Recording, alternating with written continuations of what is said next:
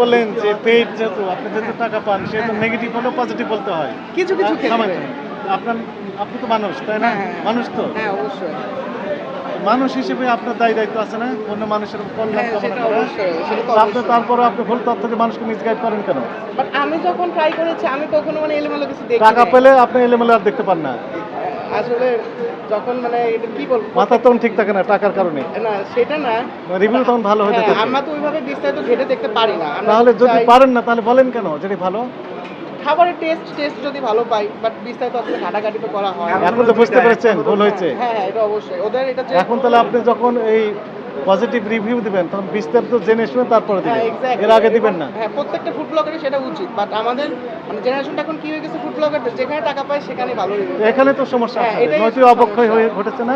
সেটাই আরকি। বাট আমি নীতি আজ নৈতিকতা বলতে পর্যন্ত একটা কোশ্চেন আছে। হ্যাঁ, বাট আজ পর্যন্ত আমি রাব্বানিতে খারাপ কিছু পাই নাই। বাট এই আজকে কি ফার্স্ট টাইম। দেখলেন? আমরা আজকে ফার্স্ট টাইম দেখলাম আজকে। আপনিও ফুড ব্লগার? না না না না, না, না। আমি দেখলাম আর কি আমি রাব্বানিতে খাওয়া দাওয়া করছি। ও রাব্বানিতে খাওয়া দাওয়া করে আরকি। আমি আজকে মেইনলি আসছিলাম পাশের উনি রেস্টুরেন্ট। আপনার সাথে আসছেন মনে হয়। হ্যাঁ, হ্যাঁ, আমার বোন। একই গ্রুপের ইনারা আছেন। টাকা পেলেই ভালো, টাকা না পেলে নাই। বাট সাডেনলি এগুলো করবেন না। শুট করতে আসি।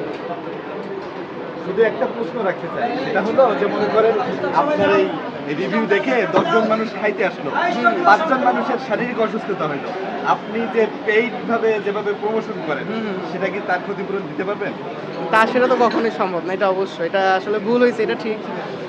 আসলে আমরা তো ঘাটাঘাটি করে দেখি না, সত্যি কথা বলতে গেলে। মানে পেজ যখন পাই আসি রিভিউ করি, ভালোটা ভালো বলি, খারাপটা হলে কিছুটা খারাপ আজকের বলার ট্রাই লেসনটা করি। কি বলেন তো, কি শিখলেন? হ্যাঁ, হ্যাঁ। কি শিখলেন আজকের অভিযান থেকে? না, অবশ্যই আমাদের আগে টাকা না, আগে মানুষের স্বাস্থ্যের দিকটা নজর দেওয়া উচিত, যে কোন জিনিসটা মানুষের শরীরকে ক্ষতি করছে, যেটা মানুষের ক্ষতি করছে সেটা অবশ্যই আমাদের করা উচিত না। আর যেটা মানুষের স্বাস্থ্যের জন্য ভালো, যেটা অথেন্টিক, সেটা রিভিউ দেওয়া উচিত। টাকা পেলে যে বিক্রি হয়ে যেতে হবে, ইটস নট লাইক দ্যাট, এটা করা উচিত না।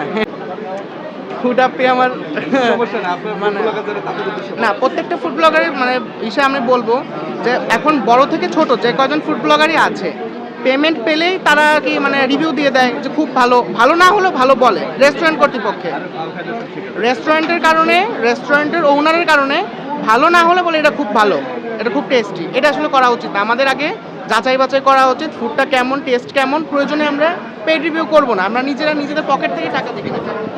আপনি একটু এর সাথে যোগ করবেন যে আসলে যারা এইভাবে যারা প্রমোট করে না জেনে তাদের উদ্দেশ্যে একটু কিছু বলবেন। বা হলো পেইডলি যারা আনএথিক্যাল বিজনেস। উনি বলছেন আর কি। Unethical business. যে পেইড জেনে শুনে তারপরে তো প্রমোট করা উচিত তাই না? এই রেসপন্সিবিলিটি না নিতে হবে। না জেনে শুধু টাকা পেলাম আর ভালো বললাম, এটা তো অ্যাকসেপ্টেবল হবে না। যে কাস্টমাররা প্রতারিত হচ্ছেন কিনা সেটা তো তার ভেবে দেখা উচিত তাই না? সেটা ওনারা করছেন। যদি উনি ফ্র্যাঙ্কলি স্বীকার করলেন যে টাকা যখন পান তখন দেখা যাচ্ছে কি বললেন উনি, নেগেটিভকে পজিটিভ বলে ফেলেন। নেগেটিভ থাকলেও পজিটিভ বলতে হয় কারণ টাকা পেয়েছেন। এগুলো আর করবেন না। চলেন।